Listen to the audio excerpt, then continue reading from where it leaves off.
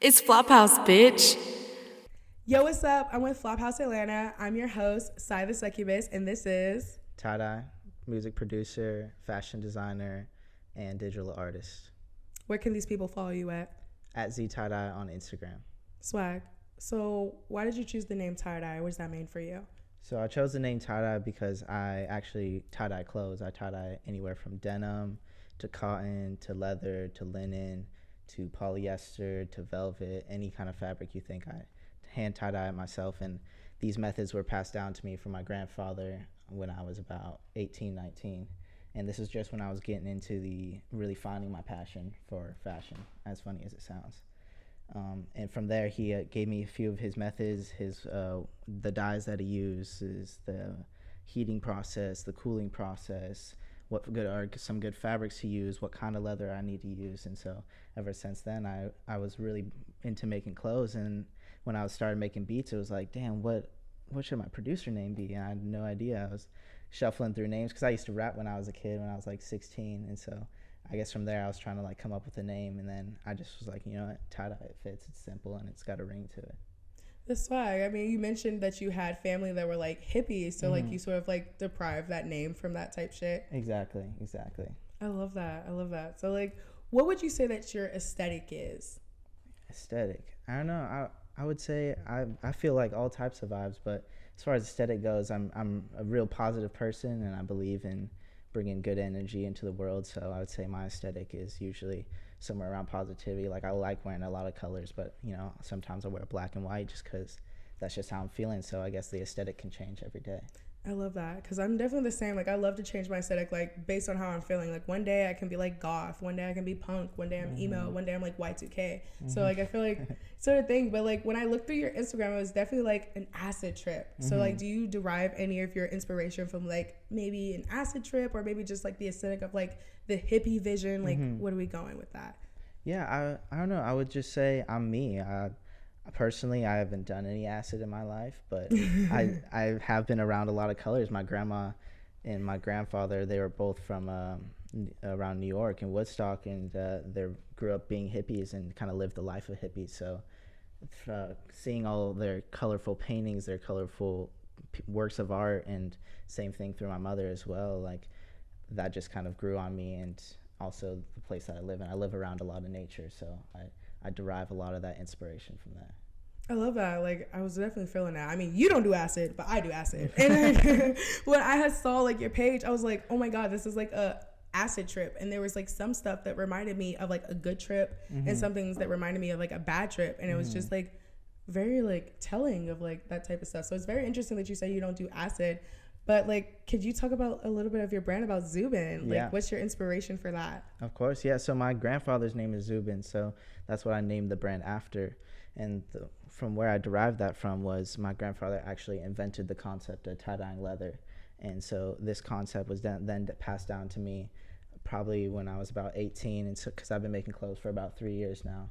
And so he showed me how to do it, and he was the one who invented it in the 60s. No one was doing it at the time, but he kind of put it towards interior design. He was trying to put it on planes, put it in cars, which he did for a couple cars, and they're super cool vintage Jaguars. Only 2 cars in the world with tie-dye interior. Oh, so wow. Pretty, and he did it? Yeah, he did it. And oh, so that's hard. Pretty wild to see that. And so I saw the vision that he had created through the tie-dye leather, so I wanted to implement it in clothes and fashion and really make it something applicable to everyone, because everyone loves tie-dye. I haven't met one person that doesn't love everyone loves tie-dye itself. If you don't love tie-dye, I think you're a liar. Like, at this point, it's like, oh, hello. Yeah, no, totally. But overall, I would say Zubin itself, my clothing brand, that really derives from my grandfather. And from there, I taught myself how to cut and sew, and just through YouTube. And then I also linked up with my friend who's a fashion designer in Italy. So I stayed in Milan for about a month, learned how to cut and sew out there as well,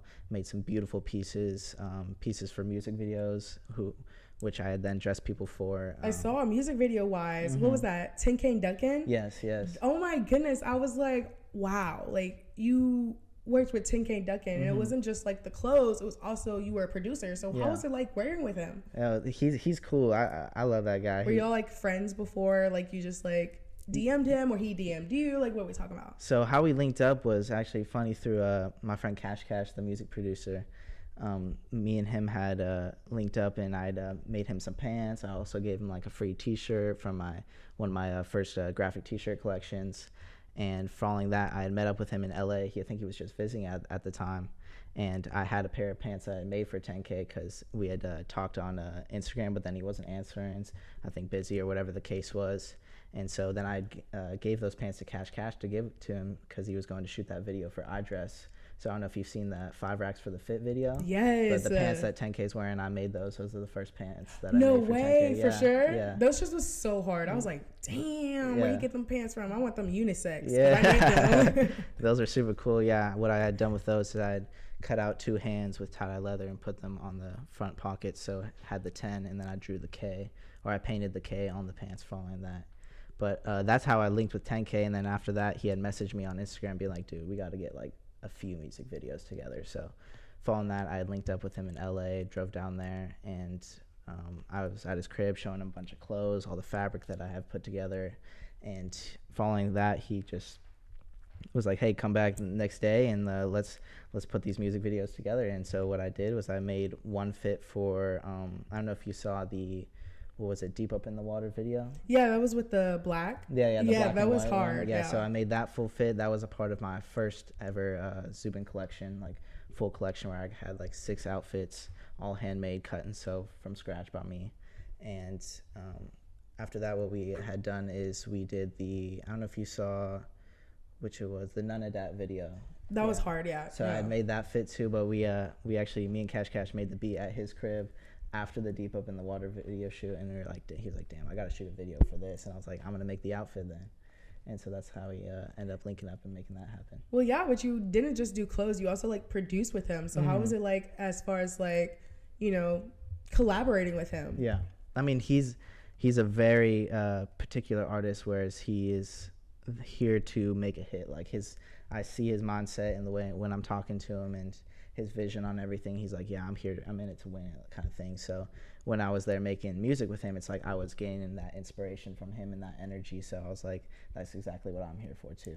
Okay, so as far as like being a music producer, are you more so with your brand, or do you like to collaborate more with artists and like stuff like that? Because when I see producers, especially when they're trying to come up and coming, they have their own sound, but then when they collaborate with artists, they usually like come together with their sound. So are you more like of a collaborative, or you're like, hey, like love me as I am and fuck with my music if you fuck with it? Yeah, I'm open to anything. Like I would love to tailor my beats to any artist possible. Like that's why I dabble in R&B, I dabble in trap, I dabble in plug, I dabble in house music. I'm here to make every single genre I really can, because I want to be able to work with everyone possible, because I really have a broad music taste, and I think that's what tailors to my sound itself.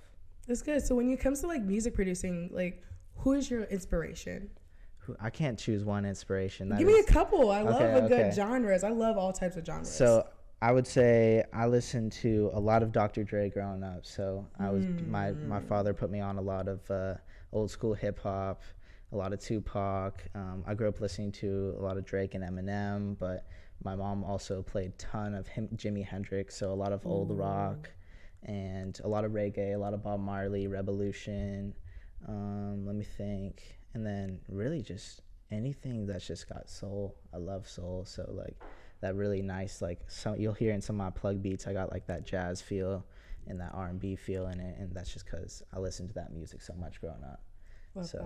Yeah, plenty of inspirations go around. I love that. I love a bunch of inspirations because I listen to a bunch of music. Like a lot of people be like, oh, I listen to everything but country. Yeah. I listen to everything but country. Like I listen to everything. So I saw that you worked with Bravoo HunnidZ. Like what was that collaboration, right? I mean, we just like linked automatically. Like we have great chemistry together. And I think it's because before we were really making music together, I don't know, I felt like it was a genuine relationship, like friendly, like we were laughing together, joking around, and it was like, it's cool to build those connections before you really create some music. So that's like whenever I sit down to work with somebody, link in person, like I want to sit down, like get to know you first, because then we really are bouncing energies off each other, and we're here to make something that's like collaborative, have the most chemistry possible. So I love working with bro. Like we got a whole album out, Pushin' Z. We're about to create Pushin' Z too, and yeah, I'm also on a couple tapes that are coming out for Bing Lana. I love that. I also said that you did the art cover. Like, what was your inspiration behind that? Like, I mean, for which project? It was the recent one. I think you dropped it in like November-ish. Oh, that was for Kane, the song Kane. Yes, that one. So that was a single that I dropped, and that was from when me and Bravoo had linked up in LA about a year ago, actually, because we had linked up late January of last year in LA. He had flown out there with a few members of Bing Team, and me and him and Skelly had locked in on a ton of songs, and along with a lot of people from Bing Team, and that one was one that got lost in the email. So I think it was about probably like a couple months ago, I was looking through and I was like, what song is this? Kane, what the hell? Like, listen to that. I was like, damn, this shit hard. So I sent it to him. I was like, are you dropping this? He was like, no, you can drop that. That shit's fire. So I dropped it, and it's been going up. So I'm super stoked on that. And that cover art I actually made when I was in Oregon. I actually hadn't made beats for like 10 days, and that was the first time I've ever done that. I love it. I really love the art. I was like, wow, yeah. This is it. Like, I can tell, like, you have a very much so, like, it's stay on brand. Like, you're very on tune with your brand. And I love that. It's like, okay, your name is TyeDye, and you do a lot of, like, acid trip type art. Like, I love that. This really eats. For sure. And you just love collaborating with him. Who else do you like to collaborate with? So who's your favorite? Oh, that's really hard to choose. So I can't choose a favorite because I be in different moods all the time. So it depends. But I can't deny I love working with my bro Trap Santana. He's like the second rapper to ever hop on my beats, and me and him have been locked in for about 2 years now. And he's from Texas. Me and him have probably about 8 projects out together. So there's a lot of music, definitely over 100 songs, maybe close to 200 in the vault. So we've made so much together, and he's just evolving like crazy, and our chemistry is insane. We linked up and made a whole tape within like 4 days. That shit was crazy, like 20 songs. Ooh, 20 songs? Yeah. In like what, 4 days? Yeah. Damn, yeah. That's like 5 songs a day. Yeah, we locked in. That's locked in. You just talked about locking in with the like bigger names, like who? Oh yeah, so recently I was in the studio with K Suave. Also got to lock in a little bit with Trippie Redd. I've been kind of like here and there. I wasn't like making music with them, but I was playing beats for them, and they were fucking with my shit. So I got emails, and I've also got some songs with Light Fortunato, probably about a few in the vault, but one that I dropped on my last album, The Sound of TyeDye 2. Definitely go check that one out. Ghost Rider, very fire track, produced by me, Jay Dalla, and Broke Boy Shy. Otherwise, I've been working a little bit with Lil Surf. Have saw him in LA a few times. We got some really hard songs. Like, I'm like, damn, these are hits. It's lit. Like, I've never made nothing like that. You definitely gonna have to let me hear it after we record. Oh, yeah, for sure. A little simpler. For sure. A little song. Yeah, that shit's fire. But yeah, I've been trying to lock in with everyone I can. I really want to give a big thanks to my homie Oh Hey Trey, poppin' engineer in LA, really doing the most, getting all his work done, and yeah, he's always putting me on into these studio sessions. So big shout out to him. Yeah, type shit. You mentioned that you do a lot. Like, you did digital art, you do producing, and you're a fashion designer. If you had to choose which one to go with right now, where would you like put all your passion into? Because I'm sure you're passionate about all of them. That's why you do all of them. But if you had to choose right now, like, hey, gun to your head, what you finna do? Which one do you want to do? She said gun to my head. Gun to your head. I think this has been hard for me to choose, like, the whole time I've been doing all of this, just because I love it all so much. And I'm never in the, I can't say I'm never in the mood to do one thing, because I've been mostly just making beats this whole trip that I've been out here. But other than that, if I had to choose, I'd probably go with music, just because I love music so much. Music's so good. And it gives me that feeling that I just can't describe. You just touch a bunch of souls, and it's like, oh my God, niggas is really rocking with my shit type shit. Like, like that music, like, oh my God, yes. Yeah, whatever I do in life, I would definitely want to be able to bring joy to others. So if I can make people feel good through my music, then that's definitely going to happen. Ooh, I love that, because music is really so cultivating. It's like anybody can help on it, like, for different reasons. So if you had to like tell people something that they needed to know about you without, like, you know, because people when they look at you, when they look at anybody, they have assumptions, or especially you're an artist. So people, art is just up for interpretation. So without people's interpretation, what's one thing that you want people to understand about your aesthetic and your art specifically? Like, what is tie-dye? What's something you want them to know? Okay.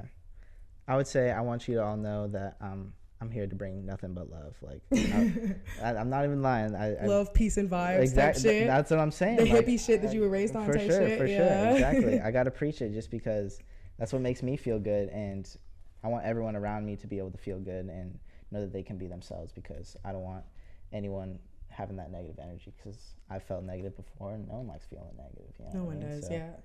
I just want to hopefully bring that positivity into other people's lives. So we driving on some peace, love, positivity, all that hippie shit, all that rock out shit type shit. Yeah. Some off-base questions just to get to know your personality. What would be like your favorite cartoon growing up? Favorite cartoon? Oh, damn. I would have to go with... I personally like Chowder.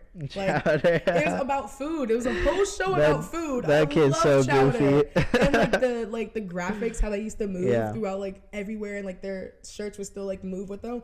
I thought that was like the sickest shit ever. Yeah. And it's like they're all named after food. And That's I was true. like a chunky little kid growing up. So like I love food. Yeah.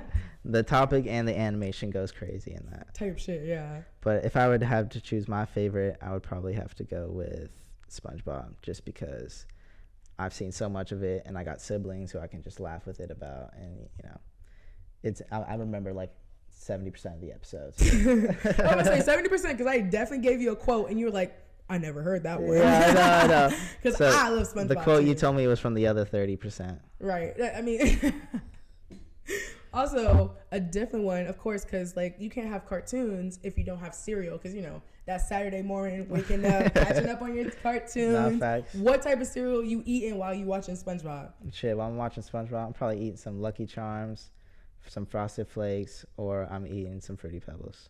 Fruity Pebbles. I hate Fruity Pebbles. Well, they get so soggy like after like 2 seconds. Like you have to eat it like immediately. Yeah, you're sleeping on that crunch. So we talked a lot about like how you got into fashion. You took a lot of inspiration from your parents, your grandparents, and the whole hippie community. But where did you get into music producing? So for music producing, I started actually rapping with one of my good friends when I was probably about 14, 15.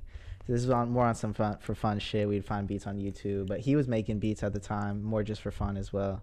But one time we had made a beat together, and I was like, damn, that shit hard. I ended up rapping on it. I was like, damn, this song hard. But, I'm like 16. Of course, I think my own music's hard. It's all hard. I mean? But following that, it's probably had been like 2 years since I had seen that homie, and my good friend Wavo, Crack That Main is his tag. He actually put me on to making beats. We were at the homie's crib one night, and he was like, you want to hop on this? You want to get on this beat? I was like, sure, I'll fucking try it out. And we ended up going through with it, and man, that honestly came out pretty good. And I was like, damn, this is fun. Like, can I get this on my computer? And so I downloaded FL, and I just was at it, constantly making beats. And I think what really got me into it is having that homie to give me that push. And so me and him have been making beats ever since. We all need a homie to give us that push. Be your own homie on the low. But we all need a homie that's going to be like, hey, man, like, you sound good type shit. You need that hype, man. I'm so lit. Like, this is really your first, like, interview? You never did an interview before? Yeah. I took this man virginity, y'all. Ooh, this is, like, a really good interview for this to be your first. Thank you. So, like, I guess we can go ahead and take that and close out, go ahead and plug in what you want to plug in. Like, tell the people what you got going on. Yeah, so I guess right now, I'm also going to be working on the sound of TyeDye 3 all year long. No, but following that, I got plenty tapes on the way. Trap Santana, we're going to be dropping Trap Forever soon. Not sure, we don't have an exact date, but that's going to be about 6-7 songs, all trap music. And then after that, I got plenty things working in the mix. Those I just can't talk about yet. Yeah, not yet. Y'all gotta tune in. Like, where can they find you so they can tune in? Yeah, so you can find me on Instagram at ZTyeDye. You can also find me on SoundCloud. I think it's just TyeDye, TyeDye. The T and the D are capitalized. But yeah, don't forget it. I'm gonna be dropping music all year long, probably about a song a week if I can. Otherwise, yeah, we lit, we up. Yeah. Thank you so much for having me. For sure. Thank you so much. You've been an amazing guest. Again, people watching at home, y'all need to go ahead and follow all types of them for sure. You got to follow him. And make sure that you're following Flophouse.Atlanta on all social media so you can be tapped into what the fuck is really going on in Atlanta. Because you got to be in the know to know. Like, you know? Thanks. Again, this is Flophouse Atlanta. I'm your host, Sai, a.k.a. Sai the Succubus. You can find me on all Instagram, Twitter, anything, any social media that you find on this planet at Sai the Succubus. And thank you so much for being here. And make sure you guys are like, comment, and subscribe. And I guess that's a wrap. Yeah. Thank Shout you out for Flophouse. having us. Mwah.